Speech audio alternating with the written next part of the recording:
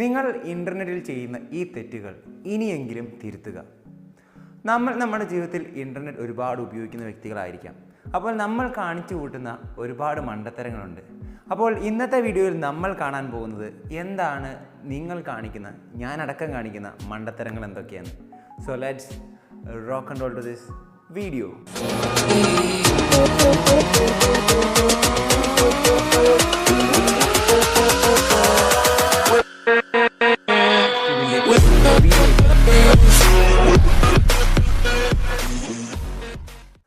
നമ്മളിൽ മിക്ക ആൾക്കാരും ഓൺലൈനായി ട്രാൻസാക്ഷൻ ചെയ്യുന്ന വ്യക്തികളാണ്. അപ്പോൾ നമ്മൾ ശ്രദ്ധിക്കാതെ പോകുന്ന കുറച്ച് കാര്യങ്ങളുണ്ട്.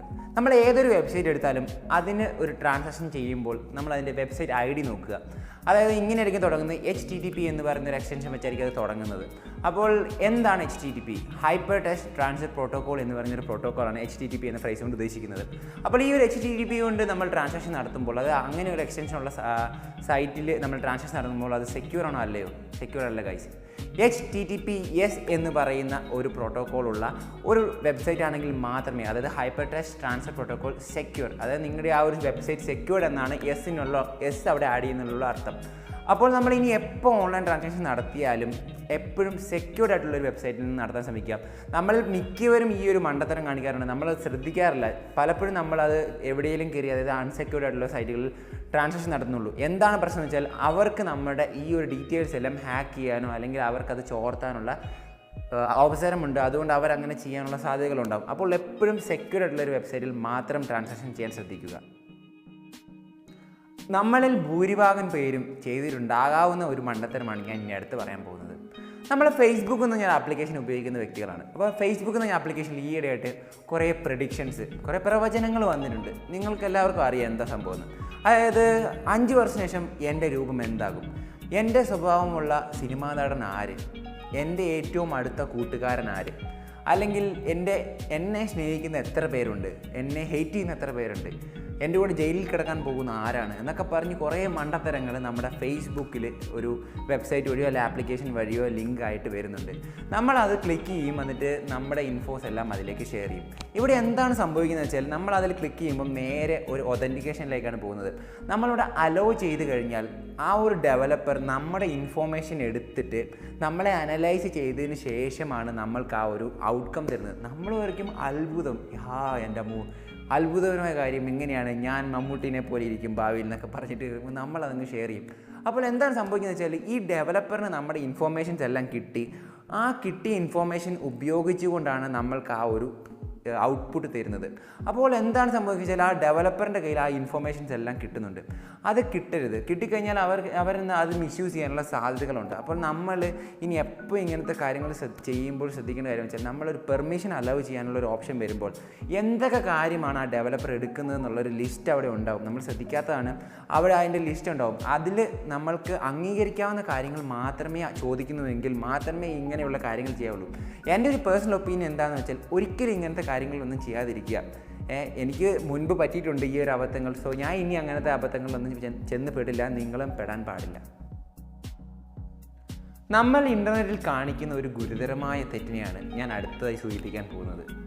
സിമ്പിളായിട്ട് പറയുകയാണെങ്കിൽ നമ്മൾ ഒരുപാട് വെബ്സൈറ്റിലും ആപ്ലിക്കേഷൻസൊക്കെ സൈൻ ഇൻ ചെയ്യുന്ന ആൾക്കാരാണ്. അപ്പോൾ ഇതിലൊക്കെ സൈൻ ഇൻ ചെയ്ത് നമ്മൾ കയറുമ്പോൾ മിക്കവാറും നമ്മൾ ഒരേ യൂസർ ഐ ഡിയും ഒരേ പാസ്വേഡും ആയിരിക്കും വെക്കുക. അപ്പോൾ ഇങ്ങനെ ഒരേ യൂസർ ഐ ഡിയും പാസ്വേഡും വെക്കുന്നതിലുള്ള പ്രശ്നം എന്താണെന്ന് വെച്ചാൽ ഇതിലേതെങ്കിലും ഒരെണ്ണം ഒരു ഒതൻറ്റിക്കേറ്റഡ് ആയിട്ടുള്ള അല്ലാത്തതായിട്ടുള്ളൊരു സംഭവം ഹാക്ക് ചെയ്യപ്പെട്ട് കഴിഞ്ഞാൽ നിങ്ങൾക്ക് പണി കിട്ടും. എങ്ങനെയാണെന്ന് വെച്ചാൽ ജസ്റ്റ് നിങ്ങളുടെ ഏതെങ്കിലും ഒരു വെബ്സൈറ്റിലോ ഏതെങ്കിലും ഒരു സൈറ്റിൽ നിങ്ങൾ സൈൻ ഇൻ ചെയ്ത സംഭവം അതിന് ഡെവലപ്പറിന് കിട്ടിയെന്ന് ഇരിക്കട്ടെ. അപ്പോൾ നിങ്ങളുടെ ബാക്കി എല്ലാ സാധനങ്ങളും ഹാക്ക് ചെയ്യപ്പെടാനുള്ള സാധ്യത വളരെ കൂടുതലാണ്. അപ്പോൾ നിങ്ങൾ എന്ത് ചെയ്യണം? പരമാവധി എല്ലാ സൈറ്റിനും, അതായത് ഏതൊക്കെ ആപ്ലിക്കേഷൻസ് ആണോ ഏതൊക്കെ ഫോർമാണോ നിങ്ങൾ ഉപയോഗിക്കുന്നത് ആ പ്ലാറ്റ്ഫോംസിലൊക്കെ നിങ്ങൾ വെവ്വേറെ പാസ്വേഡുകൾ വെക്കാൻ ശ്രമിക്കുക. ഇനി ഈ പാസ്വേഡുകൾ മറന്നു പോകുമെങ്കിൽ അതിനും വഴിയുണ്ട്. നമ്മുടെ പ്ലേ സ്റ്റോറിൽ ഒരുപാട് ആപ്ലിക്കേഷൻസ് ഉണ്ട് പാസ്വേഡ് നമുക്ക് സേവ് ചെയ്ത് വെക്കാനുള്ള. അത് സെക്യൂർഡ് ആയിട്ടുള്ള മാത്രമേ ഡൗൺലോഡ് ചെയ്യാവുള്ളൂ കേട്ടോ. ഒതൻറ്റിക്കേറ്റഡ് ആയിട്ടുള്ളതാണെന്ന് നോക്കണം. കാരണം വെച്ചാൽ റേറ്റിംഗ് നോക്കി അവരുടെ റിവ്യൂസ് ഒക്കെ നോക്കിയിട്ട് വേണം ആ കാര്യങ്ങൾ സെലക്ട് ചെയ്യാൻ. അപ്പം നമ്മുടെ ചേച്ചിമാർക്കോ ചേട്ടന്മാർക്കോ അല്ലെങ്കിൽ അനിയന്മാർക്കോ അനിയത്തികൾക്കോ ഇനി അമ്മയ്ക്കോ അച്ഛനമാർക്കോ ഒന്നും ഇത് അറിയണമെന്നുണ്ടാവില്ല. അപ്പം നിങ്ങൾ പരമാവധി ഈ ഒരു കാര്യം അവർക്ക് പറഞ്ഞു കൊടുക്കുക. കാരണം മിക്ക ഗേൾസിനും ഒന്നും ആ കാര്യങ്ങളൊന്നും അവർ ശ്രദ്ധിക്കാതെ ആയിരിക്കും ഇതൊക്കെ ചെയ്യുക. അപ്പോൾ ടെക്ക് കൂടുതലായിട്ട് അറിയത്തില്ലാത്ത ആൾക്കാർക്ക് ഇതൊക്കെ പറഞ്ഞു കൊടുക്കുക. അടുത്തതായി ഇനി ഞാൻ പറയാൻ പോകുന്ന ഒരു മിസ്റ്റേക്ക് എന്താണെന്ന് വെച്ചാൽ, ഇത് പ്രധാനമായിട്ടും ആൺകുട്ടികളായിരിക്കും ചെയ്യുന്നത്. ആൺകുട്ടികളിൽ പ്രത്യേകിച്ച് ഒരു 15 വയസ്സിനും 18 വയസ്സിനും ഇടയിലുള്ളവരാണ് ഇത് കൂടുതലായിട്ട് ചെയ്തു വരുന്നത്. എന്താണെന്ന് വെച്ചാൽ, നമ്മൾ യൂട്യൂബ് ഉപയോഗിക്കുകയാണെങ്കിലും അല്ലെങ്കിൽ വേറെ ഏതൊരു സൈറ്റ് ഉപയോഗിക്കുകയാണെങ്കിലും അഡൾട്ട് വീഡിയോസ് ഒരുപാട് ഉണ്ടാകാൻ സാധ്യതയുണ്ട്. അത് കാരണം നിലവിൽ ഒരുപാട് യൂട്യൂബിലും ബാക്കിയുള്ള വെബ്സൈറ്റ്സിലൊക്കെ അഡൾട്ട് വീഡിയോസ് ഒരുപാടുണ്ട്. അപ്പോൾ ഈ ഒരു അഡൾട്ട് വീഡിയോസ് അല്ലെങ്കിൽ 18+ മാത്രം കാണാൻ പാടുള്ള വീഡിയോസ് നമ്മൾ കയറി കാണും. അതായത് ഈ പിള്ളേർ കയറി കാണും. അപ്പോൾ ഈ പിള്ളേർ കയറി കാണുമ്പോൾ അവരെന്താ ചെയ്യുന്നത്? ഇൻകോഗ്നിറ്റോ മോഡ് എന്നൊരു മോഡുണ്ട്. നിങ്ങൾ അറിയാത്തവർക്ക് വേണ്ടി പറഞ്ഞുതരാം. അങ്ങനെ ഒരു മോഡ് ഓൺ ആയിക്കഴിഞ്ഞാൽ നമ്മുടെ ഒരു ഫീലിംഗ് എന്താണെന്ന് വെച്ചാൽ അത് സെക്യൂർഡ് ആണ് എന്ന് പറഞ്ഞ് മട്ടിലാണ് നമ്മൾ ആ ഇൻകോഗ്നിറ്റോ മോഡ് ഓൺ ആക്കിയിടുന്നത്. പറയാൻ കുറച്ച് ബുദ്ധിമുട്ടുണ്ടെങ്കിലും സംഭവം ഉണ്ട്. നിങ്ങൾ ട്രൈ ഔട്ട് ചെയ്ത് നോക്കണം. യൂട്യൂബിലൊക്കെ ഉണ്ട്, UC ബ്രൗസറിലുണ്ട്, വെബ്സൈറ്റിലൊക്കെ നമ്മുടെ ബ്രൗസേഴ്സിലൊക്കെ നമുക്ക് കാണാൻ സാധിക്കും ആ ഒരു ഇൻകോഗ്നിറ്റോ മോഡ്. അപ്പോൾ ഈ ഒരു മോഡ് ഇട്ട് കഴിഞ്ഞാൽ എല്ലാം പ്രൊട്ടക്റ്റഡ് ആണെന്നുള്ള വിചാരം തെറ്റാണ്. അതൊട്ടും ശരിയല്ല ഗൈസ്. കാരണം വെച്ചാൽ നമ്മളുടെ ഈ ഒരു ഇൻകോഗ്നിറ്റോ മോഡ് ഓൺ ആക്കിയാൽ നമ്മുടെ IP അഡ്രസ്സ് നമ്മളുടെ ഏത് വെബ്സൈറ്റിലാണോ കയറുന്നത് ആ വെബ്സൈറ്റുകാർക്ക് ട്രാക്ക് ചെയ്യാൻ സാധിക്കും.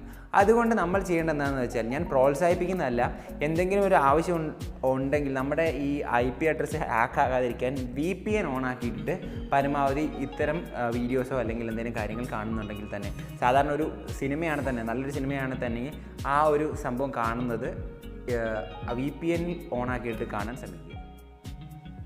അപ്പോൾ നമ്മൾ ബോയ്സ് കാണിച്ചു കൂട്ടുന്ന കുറച്ച് മിസ്റ്റേക്സിനെ പറ്റി പറഞ്ഞു. ഇനി അടുത്തെന്താ, അപ്പോൾ നമ്മൾ ഗേൾസ് കാണിക്കുന്ന കുറച്ച് മിസ്റ്റേക്സ് നമുക്ക് പറഞ്ഞേക്കാം. പൊതുവേ ഗേൾസ് തന്നെയല്ല ബോയ്സും ചെയ്യുന്ന മിസ്റ്റേക്ക് തന്നെയാണിത്. അപ്പോൾ രണ്ടുപേരും ശ്രദ്ധിക്കുക. പക്ഷേ ഗേൾസിനാണ് ഈ ഒരു മിസ്റ്റേക്ക് പ്രധാനമായിട്ട് അഫക്റ്റ് ചെയ്യുക. നമ്മളൊരു സ്ഥലത്ത് പോയെന്ന് കരുതിക്കോ. സപ്പോസ് നമ്മളൊരു ബീച്ചിലോ അല്ലെങ്കിൽ ഒരു പാർക്കിലോ ഒരു മാളിലോ എങ്ങനെ അടുത്ത് ഇവിടെ പോയെന്ന് വെച്ചു. നമ്മൾ ചെയ്യുന്നൊരു മിസ്റ്റേക്ക് എന്താണെന്ന് വെച്ചാൽ, നമ്മൾ അപ്പാടെ അവിടെ നിന്ന് ഒരു സെൽഫി എടുക്കുന്നു അല്ലെങ്കിൽ ഒരു ഫോട്ടോ എടുക്കുന്നു. അവിടെ നമ്മൾ സ്റ്റാറ്റസായിട്ട് അപ്ലോഡ് ചെയ്യുന്നു, ഞാൻ ഇന്ന സ്ഥലത്തെത്തി അല്ലെങ്കിൽ ഞാൻ ഇന്ന സ്ഥലത്താണ്. അപ്പോൾ നിങ്ങൾ ശ്രദ്ധിക്കേണ്ട കാര്യം എന്താണെന്ന് വെച്ചാൽ, നിങ്ങളുടെ ഫ്രണ്ട് സർക്കിളിൽ തന്നെ ചിലപ്പോൾ ദുരുദ്ദേശത്തോടെ നിങ്ങളെ ഫോളോ ചെയ്യുന്ന വ്യക്തികളുണ്ടാകാം. നമ്മൾ എപ്പോഴും ഇന്നത്തെ ലോകം അങ്ങനെയാണ്, നമ്മൾ മനസ്സിലാക്കണം ആ കാര്യം. ഈ കുറേ ന്യായം പറഞ്ഞിട്ട് കാര്യമില്ലല്ലോ. അപ്പം ഇന്നത്തെ ലോകം അങ്ങനെയാണ്. അപ്പം നമ്മളെ ഫോളോ ചെയ്യുന്നവരെ നമ്മളെ ട്രാക്ക് ചെയ്യുന്ന ആൾക്കാരുണ്ടാവും. അപ്പോൾ അങ്ങനെയുള്ളവർക്ക് നിങ്ങളുടെ ഈ ഒരു ലൈവ് സ്റ്റാറ്റസ് ബുദ്ധിമുട്ട്, അതായത് അങ്ങനെയുള്ളവർക്ക് നിങ്ങൾക്കതൊരു ബുദ്ധിമുട്ടായി മാറും. കാരണം അവർ നിങ്ങളെ ഫോളോ ചെയ്യും, അല്ലെങ്കിൽ അവർക്ക് എന്തെങ്കിലും ദുരുദ്ദേശം ഉണ്ടെങ്കിൽ അത് നിങ്ങൾക്ക് പ്രശ്നമായിട്ട് മാറും. അപ്പോൾ നിങ്ങൾ എന്താണ് ചെയ്യേണ്ടതെന്ന് വെച്ചാൽ, ജസ്റ്റ് സിമ്പിളായിട്ട് കാര്യം എന്ന് പറയുകയാണെങ്കിൽ, ഏതെങ്കിലും ഒരു സ്ഥലത്ത് പോയിട്ട് നിങ്ങൾ തിരിച്ച് വീട്ടിലെത്തിക്കോട്ടെ. വീട്ടിലെത്തുമ്പോൾ അത് അപ്ലോഡ് ചെയ്തോ, കുഴപ്പമില്ല. കാരണം നിങ്ങൾ സേഫായിട്ട് വീട്ടിലെത്തി. അല്ലെങ്കിൽ നിങ്ങൾ ഏതൊരു സ്ഥലത്ത് നിന്ന് വേറെ സ്ഥലത്തേക്ക് പോകുമ്പോൾ ആ വഴിക്ക് ഇടുക. അതാകുമ്പോൾ ആ സ്ഥലത്ത് നിന്ന് മാറിക്കഴിയുമ്പോൾ നിങ്ങൾ ആ ഫോട്ടോ ഇടുമ്പോൾ ഒരു പ്രശ്നം ഉണ്ടാവില്ല. അത് നിങ്ങൾക്ക് സേഫ് ആയിരിക്കും. അതാണ് എനിക്ക് തരാനുള്ള ഏറ്റവും നല്ല അഡ്വൈസ്. നമ്മൾ മലയാളികളുടെ ഏറ്റവും വലിയ പ്രത്യേകത എന്താണ്? എവിടെയെങ്കിലും എന്തെങ്കിലും സാധനം ഫ്രീ ആയിട്ട് കൊടുക്കുന്നത് കേട്ടാൽ നമ്മളവിടെ ഓടിയെത്തും. ശരിയല്ലേ? ശരിയാണ് ഗൈസ്. അപ്പോൾ ഞാൻ പറയാൻ പോകുന്ന കാര്യം എന്താണെന്ന് വെച്ചാൽ, ഫ്രീ വൈഫൈനെ പറ്റിയാണ്. നമ്മൾ ബസ് സ്റ്റാൻഡ് അല്ലെങ്കിൽ റെയിൽവേ സ്റ്റേഷൻ അല്ലെങ്കിൽ എവിടെ പോയാലും എല്ലായിടത്തും കുറേ ഫ്രീ വൈഫൈ ഉണ്ടാവും. അപ്പോൾ നമ്മൾ ചാടി കയറി ഈ സാധനം എടുക്കും. ഫ്രീ ആണല്ലോ, നല്ല സ്പീഡുണ്ട്, എടുത്തേക്കാന്ന് വെച്ച് നമ്മളങ്ങ് ചാടി കയറി അതിനകത്ത് സൈൻ ഇൻ ചെയ്യും അല്ലെങ്കിൽ രജിസ്റ്റർ ചെയ്യും. നല്ല ഓതറൈസ്ഡ് ആയിട്ടല്ലാത്ത വൈഫൈയിൽ നമ്മൾ ഈ കയറി ചെല്ലുമ്പോൾ എന്താണ് പ്രശ്നം എന്ന് വെച്ചാൽ, ആ ഒരു വൈഫൈ പ്രൊവൈഡറിന് നമ്മളെ വേണമെങ്കിൽ ഹാക്ക് ചെയ്യാൻ സാധിക്കും. അല്ലെങ്കിൽ നമ്മുടെ ഫോണിൽ നിന്ന് ഇൻഫോർമേഷൻസ്, കോൺടാക്ട്സ് ഇൻഫോ അല്ലെങ്കിൽ നമ്മുടെ ഇമേജസ് ഒക്കെ ട്രാൻസ്ഫർ ചെയ്യാനുള്ള ഒരു സിസ്റ്റം ഉണ്ട്.